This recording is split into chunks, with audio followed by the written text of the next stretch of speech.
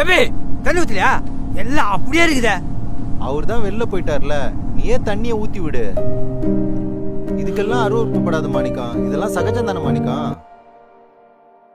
மாணிக்கம் ஐயா, நானே ஃப்ளஷ் பண்ணுறேன், நீங்கள் வெளில வாங்க.